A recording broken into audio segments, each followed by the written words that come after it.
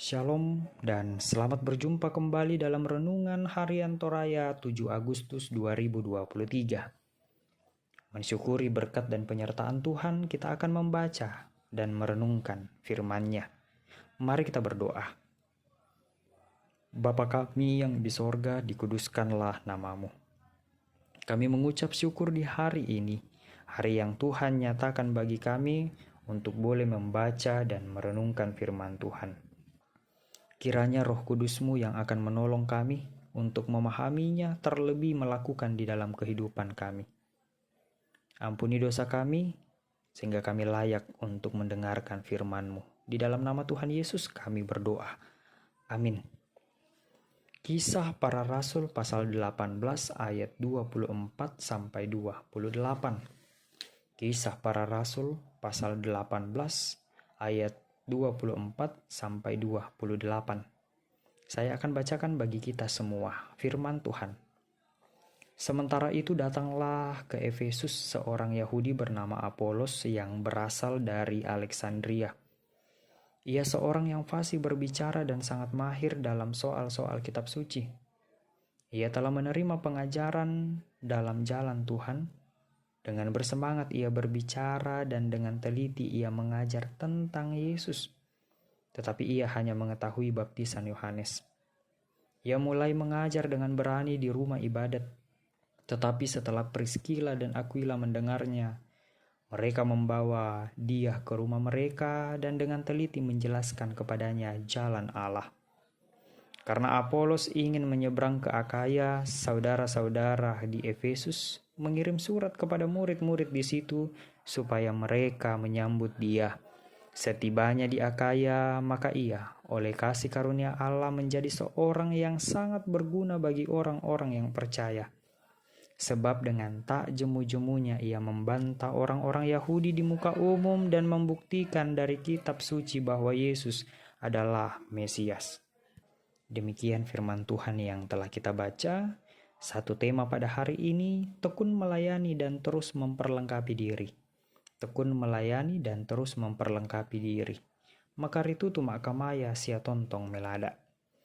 Jemaat kekasih Tuhan, orang pintar selalu disejajarkan dengan padi, bahwa semakin berisi semakin tunduk. Demikianlah yang terjadi di dalam pelayanan, bahwa mengangkat pelayanan tetaplah belajar dan tetap membuka hati menerima jika ada yang disampaikan melalui pengajaran maupun saran-saran.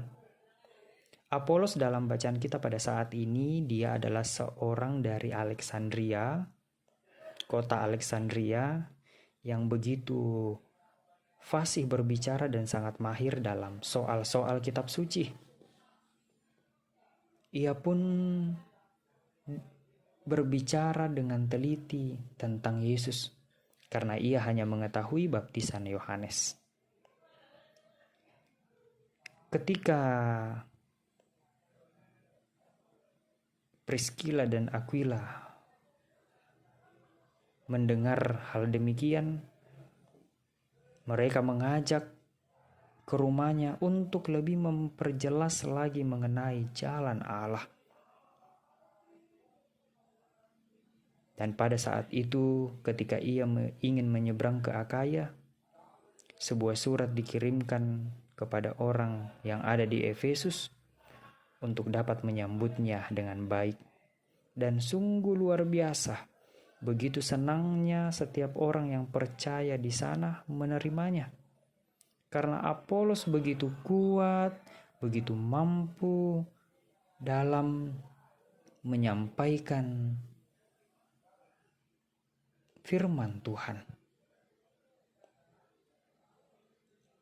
Dia pun sungguh menyampaikan kepada setiap orang Yahudi dan lebih memperjelaskan tentang firman Tuhan bahwa Yesus adalah Mesias.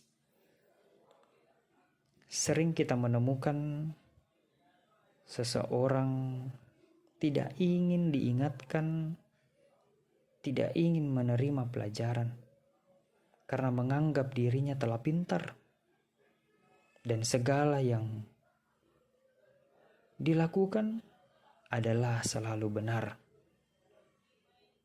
Melalui firman Tuhan pada saat ini mengingatkan kita bahwa dalam kehidupan kita penting untuk membuka hati, belajar menerima jika ada setiap hal, setiap saran yang diberikan kepada kita.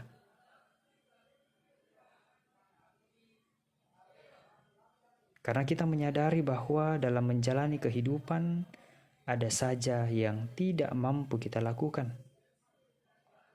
Jika demikian, penting bagi kita untuk menambah ilmu kita, menambah kekuatan hati kita, bahwa semakin banyak orang yang menyampaikan, baik itu pendidikan, bahkan kehidupan yang baik,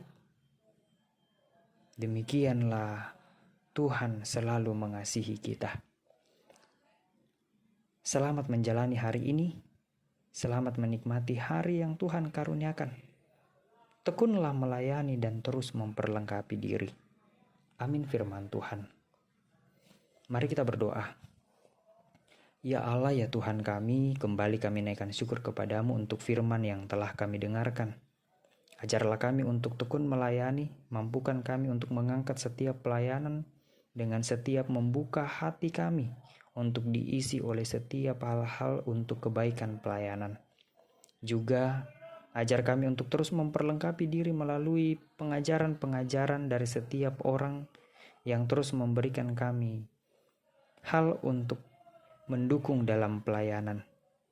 Ya Bapa di sorga, untuk menjalani hidup yang Tuhan senantiasa karuniakan, berkatilah kehidupan keluarga kami, pekerjaan, bahkan segala rencana-rencana kami.